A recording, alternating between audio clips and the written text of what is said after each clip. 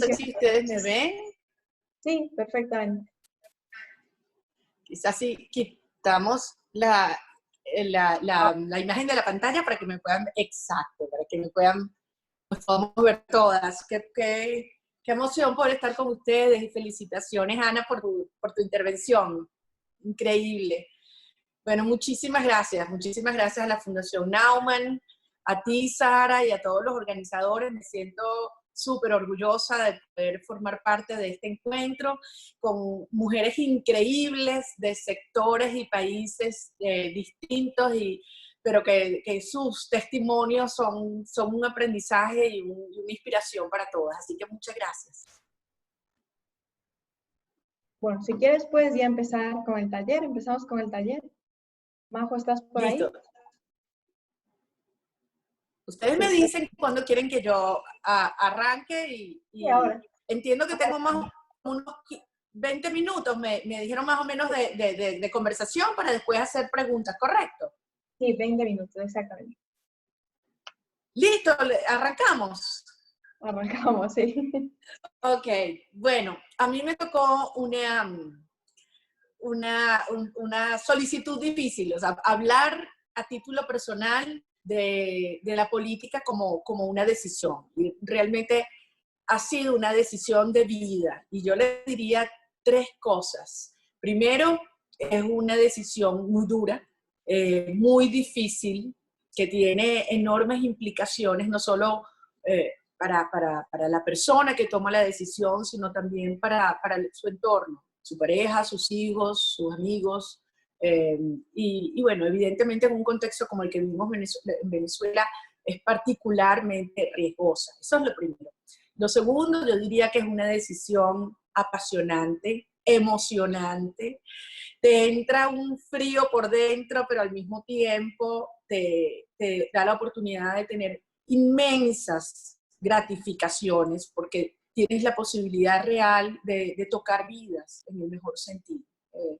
Y en tercer lugar, en mi caso, yo te diría que es una decisión diaria. Es decir, todos los días, cada instante, yo reformulo y reafirmo una decisión que, como me dijeron que hablara un poco a título personal, yo voy a echarles un poquito el cuento de mi vida, cosa que además yo soy muy mal haciendo, debo decirlo.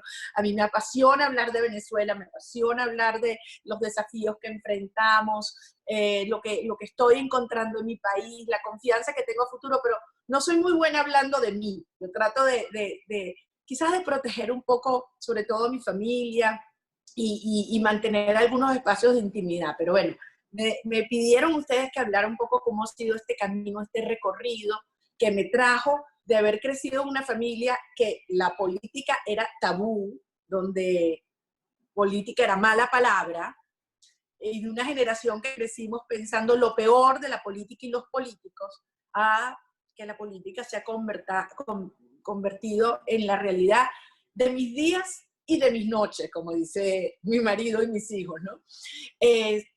Yo, como les decía, yo soy la mayor de 4 hijas, todas mujeres, y bueno, mi papá siempre, debo decirlo, quería un hermano, un hijo varón, ¿no? Entonces yo dije, no, yo le voy a demostrar a este hombre que no hace falta tener hijos varones, yo voy a seguir sus pasos, yo voy a seguir su legado de empresas muy productivas, pero además abiertas a la comunidad, con una enorme conciencia en términos de responsabilidad social. Mi papá es un tremendo emprendedor. Y por eso yo estudié ingeniería, después estudié finanzas corporativas, etcétera. Y bueno, esas cosas que pasan en la vida. Yo iba a tener mi bebé, yo estaba trabajando en una empresa en el interior de Venezuela, dedicada a partes automotrices, o sea, mi vida era metida de cabeza, con obreros, trabajando todo el día, y vine a dar a luz a tener a mi bebé aquí en Caracas, y mi mamá me dice un día, acompáñame a conocer un centro del INAM, que nos han invitado a visitar, y yo, ¿y qué es el INAM? Entonces, el Instituto Nacional del Menor, que se ocupaba en ese entonces de niños con lo que se llamaba la situación irregular, abandonados, maltratados, con problemas de drogadicción, que vivían en la calle o que habían cometido incluso delitos gravísimos hasta homicidio. Pero yo fui así con mi barriga a punto de explotar, me faltaban días para ayudar a Luz y yo no puedo describirles lo que yo me encontré allí. Eso era realmente una cárcel para niños. Niños desde 6 hasta 18 años, todos mezclados. Unas condiciones de insalubridad total, oscuro, sin alimentos, sin educación, verdaderamente inhumano.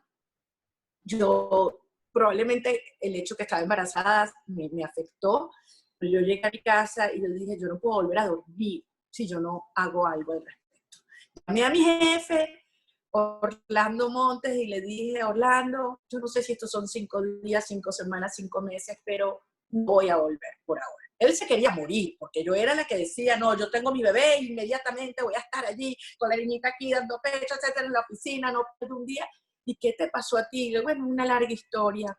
Y inicié un camino que jamás en mi vida me hubiera imaginado que fue digamos, la organización de la sociedad civil con fines educativos. Fue una transformación. Logramos incluso no solamente transformar este centro en un lugar humano y digno, logramos firmar un convenio con el sistema de orquestas juveniles y había niños que no sabían leer y escribir y de repente te estaban leyendo una partitura y tocando en una orquesta.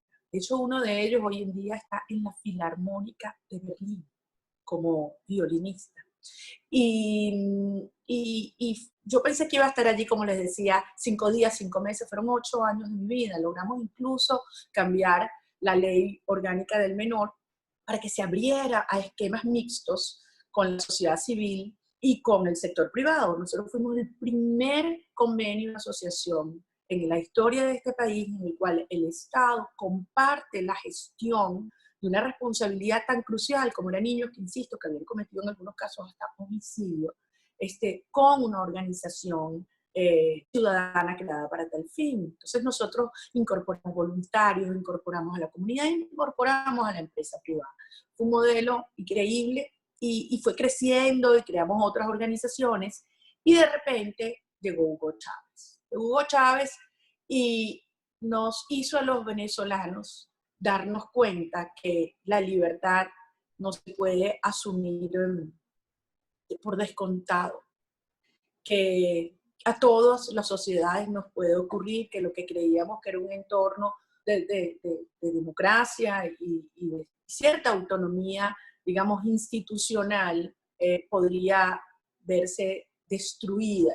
Y una nación que, como éramos los venezolanos, que nos sentíamos orgullosos de tener una democracia no solamente estable, sino que había contribuido a la democratización de otros países, particularmente Centroamérica, España, de la noche a la mañana se nos venía una gran amenaza que yo identifiqué desde muy temprano que era de carácter totalitario.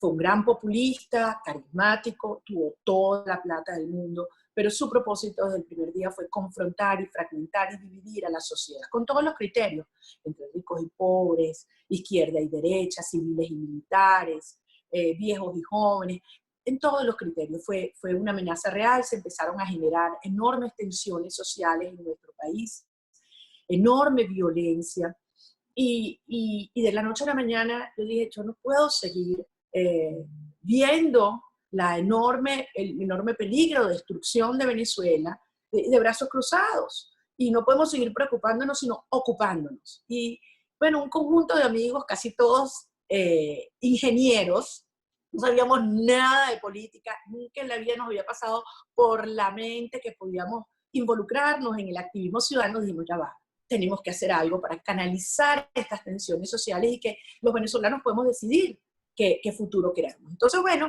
buscamos la Constitución y a alguien se le ocurrió, oye, si recogemos firmas, podemos convocar un referendo revocatorio y Chávez va a tener que aceptar los resultados y que la ciudadanía decida qué quiere. Y entonces, pues fue este primer, digamos, o este segundo desvío de mi vida, del sector privado a la asistencia social, de la asistencia social al activismo ciudadano. Y así surgió Súmate. Y para nosotros que éramos ingenieros, la fórmula era sencillísima. Necesitamos recoger 2.300.000 firmas, que era el 20% del padrón electoral, e hicimos una pirámide, 6 personas que éramos, cada uno consigue 10 amigos que consiguen 10 amigos, y así dijimos que en cuestión de 3 semanas íbamos a tener 2 millones de firmas. Al cabo de 3 semanas teníamos 6 firmas, las 6 nuestras, y decidimos, por ahí no es. Necesitamos construir una plataforma como nunca antes había existido en Venezuela. Y arrancamos. Y fue un viaje maravilloso. En cuestión de pocos meses, Súmate tenía más de 30.000 voluntarios trabajando en todo el país y organizamos lo que fue para mí un evento que desde el punto de vista cívico, ciudadano, separa Venezuela, la historia de Venezuela antes y después, que fue el llamado Firmazo. Y en un día nosotros abrimos 3.000 y pico centros de recolección de firmas en toda Venezuela, en los lugares más recónditos, en las zonas populares, y el día anterior a rezar, decir, bueno, ¿cuántos venezolanos aparecerán? ¿Cuánta gente se va a movilizar y a decir, mi firma vale, dar la cara? Como les digo, necesitábamos 2.200.000 personas, y cuando amaneció ese día, yo empiezo a llamar gente, y me llama un amigo, me dice, María Corina, la gente está bajando de los barrios más pobres, de las comunidades más humildes, a pie la gente comenzó a bajar y a firmar. Y en un día logramos casi 3 millones de firmas. Fue algo increíble. Mi vida cambió de la noche a la mañana. Yo tenía que empezar a dar ruedas de prensa cuando yo nunca me había agarrado ni un micrófono. Me llevaban a la televisión y me pusieron, me acuerdo un día, eran como 30 cámaras y medios internacionales que yo no sabía ni que existían. Y yo no sabía para dónde mirar y me temblaban las piernas. O sea, de repente yo no me había preparado para eso. Yo no quería saber nada de los medios, yo no quería saber nada de política. Y fue como un torbellino que me fue empujando y fui descubriendo que había cosas como que me gustaban hacer y que como que se me daban. Así avanzamos. Obviamente Chávez se vio obligado a convocar el referéndum revocatorio, se robó el referéndum revocatorio. Y yo me encontré con una enorme exigencia propia hacia la forma de hacer política. No solamente la de Chávez, sino también la que había antes de Chávez. Prácticas de la política tradicional que desde mi perspectiva tenían una responsabilidad de que Chávez hubiera llegado por Venezuela. Y entonces me dije, no puedo seguir criticando a los políticos si yo no estoy dispuesta a dar un paso. Yo no estaba lista para dar ese paso. Entonces tuve la oportunidad, eso fue en el año 2009, de aplicar a una beca que tiene la Universidad de Yale, que se llama el Yale World Fellow, sobre liderazgo, sobre políticas públicas, y yo dije, bueno, déjame ver si sirvo para esto, déjame aprender, déjame estudiar. Ya yo sentía que había algo que pulsaba. Venían unas elecciones parlamentarias, pero yo no tenía nada. Yo no tenía partido, yo no tenía organización, yo no conocía a nadie en la política. Y yo necesito un tiempo para pensar esta decisión. Y me fui un semestre completo a Yale, dejé a mis hijos aquí, en el interín yo me había separado, ya yo vivía sola con mis hijos, entonces bueno, ese semestre se lo dejé a su papá, él estaba muy contento de poder tener a sus hijos un tiempo, que vivían conmigo. Y bueno, fue una de las decisiones más complicadas. Yo me sentía muy culpable, de dejar a Súmate, la ONG que habíamos creado, que habíamos recogido las firmas. Me sentía muy culpable con mis hijos, porque yo decía, bueno, yo sé lo que estoy pisando, esto es un terreno movedizo, minado, nos van a atacar. Sobre todo me sentía muy culpable con mi papá, porque sentía que este era un camino que no tenía vuelta atrás. Y que él, que había estado feliz, que aunque no había tenido hijos varones, le había salido una, que era ingeniero como él, etc., lo iba a abandonar su proyecto. Créanme que me costó muchísimo. Y incluso busqué ayuda de un tremendo profesor, experto en temas organizacionales y sociales, y nos pusimos a conversar. Y en una de esas conversaciones él me dijo, María Corina, tú ya tomaste la decisión. Y yo, ¿qué? Yo, ¿no? Tú ya tomaste la decisión, acéptalo. Y yo, wow. Entonces, bueno, me tocó hablar entonces con mi marido. Bueno, no era mi marido, pero tenemos muchos años juntos. Yo no me he vuelto a casar, aunque tenemos muchísimos años juntos, lo considero mi marido. Y le dije, bueno, te tengo una noticia. Casi que eso terminó en divorcio sin haberme casado. No, no puede ser, vas a hacer esto. Creo que es lo correcto y bueno, arrancamos, ¿no? Ahí ustedes se podrán imaginar, yo independiente, mujer y liberal. Todo el mundo me dijo, tú estás loca. No hay manera de que puedas tener éxito en tu iniciativa política, no hay manera. En Venezuela hay hay un sesgo, hay una discriminación, nunca ha habido mujeres presidentes, muchísimo menos tu familia viene del sector empresarial, te van a sacar a la cara, te van a decir que eres cifrina, que no puedes conectar con la gente, y se te ocurre plantear ideas que van contra el populismo, contra el socialismo, no vas a llegar a ninguna. Fue difícil, vinieron las elecciones, competí contra candidatos increíbles de distintos partidos, con muchísimos recursos, con muchísima estructura, y para sorpresa de todo el mundo, pero sobre todo para sorpresa mía, gané las primarias y después gané las elecciones a la Asamblea Nacional con el mayor número de votos de la historia del país para un parlamentario. Fue todo un proceso de aprendizaje, de darse cuenta que cuando uno quiere algo, cuando tú sientes que conectas, tienes que seguir tu sueño y no puedes permitir que nadie te diga que eso es imposible, que eso es una locura, que eso no se puede hacer. Yo creo que un poco ese tema de esa relación con mi papá, siempre de querer demostrarle que sí se podía por ser mujer, me impulsó a asumir ese desafío y decir, bueno, ahora van a ver. Y bueno, yo tengo 2 récords en la historia parlamentaria de Venezuela, 2. 1, tengo el mayor número de votos en la historia, pero 2, tengo el menor número de días en la historia en un parlamento. Y hablar con la verdad y enfrentar a Chávez desde el parlamento, me lo cobraron caro y me sacaron a la fuerza, a patadas, violando todos mis derechos, sin posibilidad de que yo tuviera ninguna opción a nivel de la Corte Suprema como me correspondía para alegar que no había cometido ningún delito, me sacaron. Fue duro, en ese momento dije, bueno, mi carrera política se acabó, ¿cómo arranco? Y bueno, vino todo un proceso de una elección primaria presidencial y yo sentí que era la oportunidad de decirle al país, ¿saben qué? Estas ideas sí funcionan. Y competí en unas primarias, éramos 6 personas, 5 hombres y yo. Ellos tenían mucha plata, recorrían el país en avión, yo iba en mi carro. Ellos hablaban de cómo distribuir mayores beneficios y programas sociales, y yo decía, no, por ahí no es, hay que hablar de trabajo, de emprendimiento, no de regalar más, no es el Estado rico, sino una sociedad que se faja, que trabaja, que emprende. Ellos hablaban de que había una democracia imperfecta, yo hablaba por la calle del medio que había una dictadura con vocación totalitaria. Como se podrán imaginar, perdí y perdí muy mal. Sin embargo, viéndolo en retrospectiva, gané muchísimo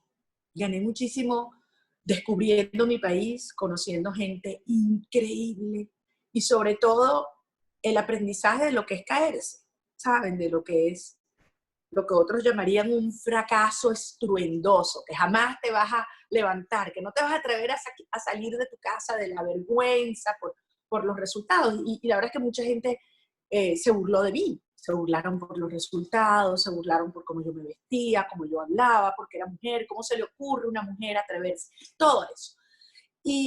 Pero al día siguiente, cuando yo pensé, nadie me va a buscar, nadie me va a llamar, me dirán a contactar para darme las condolencias, qué sé yo, no, me empezó a llamar gente a decir, yo quiero trabajar contigo, yo confío en esas ideas, yo creo.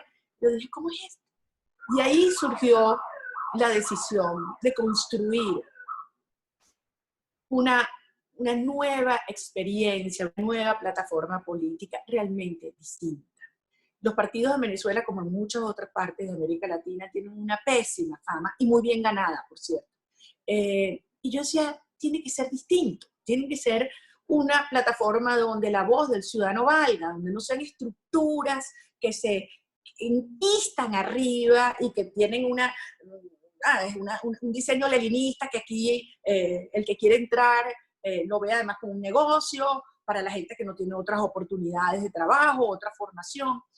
Y bueno, decidimos construir una nueva forma de hacer política desde la ciudadanía, y donde se encontraran personas que tienen experiencia política, que yo respeto muchísimo, que se han formado y que estudian para ello, y personas que como yo no sabíamos nada, no nos habíamos preparado para la política, el servicio público.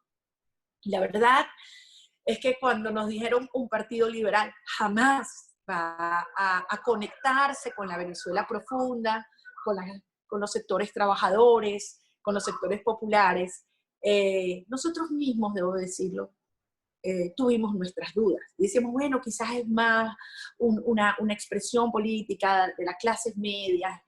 Y fíjense lo que ha ocurrido. Hoy en día, con el deterioro que hay de la política y los políticos en Venezuela, el desengaño, la falta de confianza, 20 está así, creciendo. Muchísimas mujeres, muchísimos jóvenes y muchísimos grupos de los sectores más humildes y rurales de Venezuela. Yo siempre cuento una historia, la hacía la semana pasada, que tenía una entrevista con una persona que quiero mucho, Marcela Granillo, pero me acabo de acordar ahorita de que yo estaba en una zona popular, una zona rural que se llama Camaguán, en el corazón de Venezuela. Eso es realmente hermosísimo, los esteros, la cosa más bella, pero ahí solamente hay campesinos de un nivel, digamos, muy precario en términos de sus ingresos, etc. Y una vez allí estábamos reunidos hace poco tiempo en una asamblea y se para uno de estos jóvenes con su camisa de 20 y dice, mira María Corina, allí en Camaguán, en la mitad de un potrero, como decía Adam Smith, la verdadera riqueza de las naciones está en el trabajo, en el conocimiento. Y yo veía esto y yo decía, aquí está este país que quiere luchar, que quiere surgir con su trabajo, que no cree en más dádivas, que no cree en más populismo. Y este es el resultado de haber confiado en Venezuela. Entonces hoy, viendo hacia atrás, para mí ha sido un proceso de descubrimiento y de crecimiento personal. Una persona que repudiaba la política y que hoy me avergüenzo de haber sentido eso y me arrepiento de no haber arrancado antes, porque al final es servicio público, es la posibilidad de construir y servir desde las instituciones que abren las puertas para que cada ciudadano pueda desarrollar su potencial y su proyecto de vida. Ha sido la oportunidad de conocer a mi país, ustedes no se imaginan de qué manera. Desde hace 6 años el régimen no me deja salir de Venezuela, desde hace casi 5 no me deja ni siquiera comprar un ticket de avión doméstico. Le han dicho las líneas aéreas locales que si me montan en uno de sus aviones le van a quitar la licencia. Eso a mí me dio una angustia horrible. ¿Cómo voy a ir a la frontera? ¿Cómo voy a ir al sur de Venezuela? ¿Cómo voy a ir a la península de Paria? Bueno, el régimen no me permite ver a mi país desde arriba, pero yo he tenido y aprendido a conocerlo desde adentro. Entonces, sí, me toma 36 horas a San Antonio del Táchira. A mí me encanta manejar, me paro en todas las alcabalas, conozco hasta el último hueco, la bodega, el comedero, me saluda la gente y he ido descubriendo un país fundamentalmente generoso, con un enorme concepto de la familia, donde fundamentalmente es una familia matricentrada, donde la mujer tiene un rol importantísimo. No es la familia triangular tradicional, padre, madre y hijos. Fundamentalmente la familia, la mayoría de las familias venezolanas, es la mamá, los hijos y la abuela. Unas familias que en estos últimos tiempos se han ido quedando hijos sin madres o madres sin hijos, donde es un dolor muy profundo que yo siento que nuestro deber es resarcir y reconstruir. Y eso lo podemos hacer con buena política y con buenos políticos. Políticos con valores muy profundos, cuando nos han dicho la política es sucia. No, no. La política sin ética es inconcebible.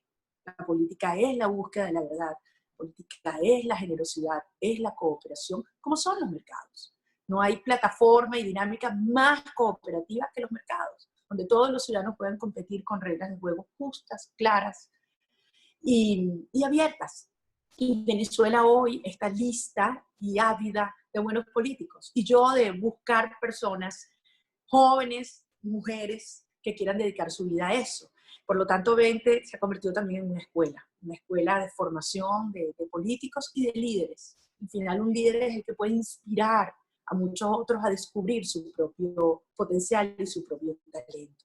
En eso es lo que yo quiero servir a mi país. Tengo una enorme confianza de que vamos a transformar a Venezuela y que Venezuela se va a convertir además en un foco que va a irradiar libertad, oportunidad, justicia y dignidad para toda la región, y porque hemos recorrido un camino duro, un camino tremendamente desgarrador, pero de un aprendizaje indeleble.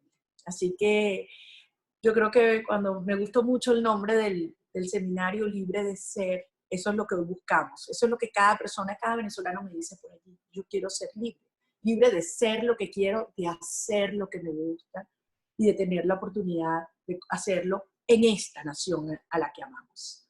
Así que bueno, esta es mi historia, y a todas las que nos escuchan los invito a que veamos la política como una oportunidad de dar y también de recibir muchísimo, que es lo que yo recibo cada día, y le doy gracias a Dios por estar aquí, por estar en Venezuela, por estar ahora. Y créanme que cuando yo veo a todas estas mujeres con estas historias maravillosas, yo digo, wow, qué maravilla estar en sus zapatos, poder aprendiendo todas estas cosas, pero en este momento yo no cambiaría mi lugar por el de nadie en el mundo, porque creo que tenemos la oportunidad real de hacer de Venezuela una gran nación. Gracias. Ay, María Corina, muchísimas gracias. Tenemos aquí un montón de preguntas, pero no tenemos tanto tiempo para eso, así que voy a hacer unas 3. La primera, ¿cómo podemos motivar a las mujeres jóvenes que inician en la política y se enfrentan a estas brechas? ¿Desde dónde, cómo, cuándo podemos iniciar en este activismo político y en las mujeres? Bueno, esa es una de mis obsesiones. Yo quiero que sean muchísimas mujeres. Pero una cosa les digo, hay veces que a mí me ha pasado, por ejemplo, cuando yo estaba en el sector privado, que yo entraba a una junta directiva y eran puros hombres, y yo. O cuando fui a estudiar ingeniería, en esa época, y ahorita son más mujeres que hombres, gracias a Dios, pero cuando yo fui era un salón de 80 personas y éramos 5 mujeres. Y en la política ni te digo. Entonces a veces uno dice, bueno, ¿cómo tengo que comportarme para que me acepten? No, no. Al final me digo, no, yo soy como soy. Y las mujeres tenemos tanto que dar. Y yo creo en equipos donde hay equilibrio de hombres y mujeres. Pero yo no quiero que las mujeres sean como hombres. ¿Me explico? Entonces, eso, es decir, tú te vistes como te da la gana, te maquillas, estás bella o desarreglada, pero no trates de hacerte aceptar. ¿Me explico? Como tú crees que los hombres creen que deben ser quienes hacen política. Y yo los obligué a cambiar muchísimas cosas. Y los chistes machistas, por ejemplo, ¿no? Se acabaron los chistes machistas. Y hasta que les eché 2 chistes horribles donde dejaban a los hombres, pero prácticamente hasta que, se acabó, ¿no? Ok, entonces vamos, porque si ustedes echan chistes contra mujeres, yo puedo echar chistes contra los hombres también. Entonces, es una manera de darse cuenta que estos espacios que parece que están como preservados para los hombres, nosotros tenemos tantísimo que dar. Y yo sí creo que de alguna manera nuestros ejemplos abriendo, ¿sabes? Abriendo caminos pueden servir para que otras mujeres digan, ah, no, pero si ella puede, yo también, y llegar más lejos de lo que ella está haciendo hoy en día. Yo creo que hay algo de eso también, Sara. Hermoso escucharte. Bueno, los comentarios son la mayoría de felicitaciones y que lo grande que eres. Así que yo creo que voy a dar el paso a María José, que tiene algo que decir. Unos anuncios finales. Pues antes que nada solamente quiero compartir la pantalla final de este encuentro con pues María Corina, con Ana, con María Clara y con la doctora Delia y contigo, Sara, y pues todos los hombres y mujeres que también nos han acompañado toda la semana. Creo que ha sido una semana increíble. Este mensaje que les quiero dar es a nombre de todas las oficinas de la Fundación en América Latina. Cuando empezamos este foro, empezamos con la idea de cómo pueden las mujeres alcanzar sus metas en la sociedad, en la política, en la profesión. Y pues hemos tenido una semana llena de emociones, tal cual como con estas últimas ponencias de María Corina, que siempre nos pone la piel chinita a todos. A mí siempre que la escucho me dan ganas de llorar, pero por ejemplo también todas las ideas de Delia, de su trayectoria, la labor que hace Ana con migrantes, la labor de María Clara en Colombia, pero también pues quiero recordarles todo lo que vivimos esta semana y que espero que todos hayamos aprendido que sí, que como mujeres y hombres todos somos vulnerables, pero hay una clave que justo ahorita María Corina dijo un mensaje increíble que es libre de ser, y ese fue nuestro hashtag principal de que todos pueden ser autores de su propia vida, y eso es lo que defendemos en la fundación y queremos que se queden con eso. Entonces, bueno, pues desde el lunes en la política, Marielos Alfaro en Costa Rica nos recordó pues que para la política las personas son su mayor inspiración. Luz Poblete de Chile nos enseñó que hacemos política todos los días como personas, no necesariamente tenemos que estar en los congresos. Y esto es un claro ejemplo de sociedad civil, que lo vemos, que como dijo la doctora Delia, hacen política con P mayúscula en toda la sociedad civil sin necesidad de estar involucrados directamente. También todos hacemos política desde el activismo que hacemos en redes sociales, en Twitter, promoviendo esas políticas de organizaciones. El segundo día en el arte vimos cómo esta es una de las mayores expresiones de libertad, de ese individualismo que nos define. Y Josie Watson, ella también en Berlín y de Argentina, nos enseñó que cada quien elige sus influencias, y eso es una base de la libertad, y queremos que ustedes también lo hagan, que en este foro con estas 15 voces inspiradoras ustedes puedan escoger esas nuevas influencias y motivaciones para ustedes. El tercer día en negocios también pues vimos cómo hay barreras adicionales para las mujeres para desarrollarse en los negocios. Sin embargo, Isela y Miriam nos enseñaron a romper ese techo de cristal. Y ayer en el periodismo con Ale Ibarra vimos cómo muchas historias son narradas por hombres. Sin embargo, hace falta narrar también la visión desde el punto de vista de las mujeres. Y esto es algo que pues también Mónica nos recordó en el periodismo, que hay que recordar nuestras pasiones a diario y no abandonarse a los demás, que es lo mismo que hemos visto el día de hoy. Entonces, pues solamente han salido muchas propuestas de este foro, crear una comunidad de mentoras. Vamos a estar trabajando en todas estas propuestas en la fundación. También quería decirles que les vamos a enviar un correo electrónico con todos los materiales que hemos visto esta semana, de presentaciones, videos, libros, porque muchas de nuestras ponentes tienen su propio libro, entonces se los vamos a estar también compartiendo. Las redes de la fundación también, de todas las oficinas que están en Buenos Aires, en Lima, en Honduras y en México, para que se acerquen a la que pues más cercana tengan. También a nombre de toda la fundación les quiero pedir una disculpa por el spameo de links de registro que les hemos enviado. Estamos aprendiendo a hacer estos formatos virtuales para llegar a más personas. Y bueno, también quiero agradecer a todas las moderadoras que nos han acompañado esta semana, a todas las ponentes desde el lunes hasta hoy viernes, a nuestro director regional. La verdad es que Sigi, muchísimas gracias por creer en nosotros, o sea, desde México, porque pues la verdad es que un hombre tuvo que creer en nosotros para hacer llegar esto a ustedes. Entonces, muchas gracias, Sigi, a nombre de toda la fundación. Y también pues a todos los asistentes por estar con nosotros toda la semana y por vernos desde la Patagonia y llegamos hasta Finlandia. Entonces, muchísimas gracias a toda la comunidad latina que se encuentra dispersa en todo el mundo. Sin ellos, estas actividades no tendrían sentido. Entonces, muchísimas gracias, y creo que Ana nos quiere compartir la última nube de palabras que salió pues a raíz de lo que estuvieron comentando ahorita. Entonces, Ana, si quieres puedes darle compartir. Sí.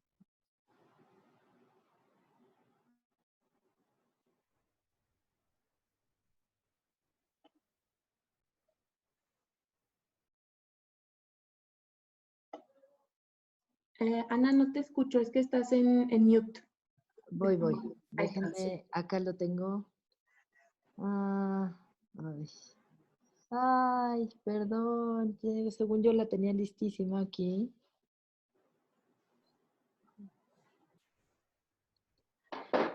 Ahí está. ¿La están viendo?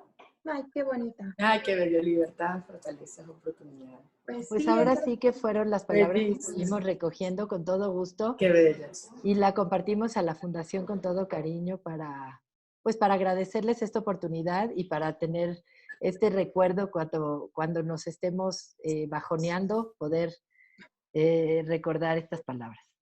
Claro que abrazo. sí, y esperemos Bello, que el próximo bello. año sin pandemia podamos reunir a todas ustedes como ponentes con un gran público a nivel físico. Entonces, muchísimas gracias a todos y también a los asistentes por estar con nosotros. Gracias, gracias a ustedes. Un beso. Muchas gracias. Cuídense mucho, un beso. Gracias, encantadas.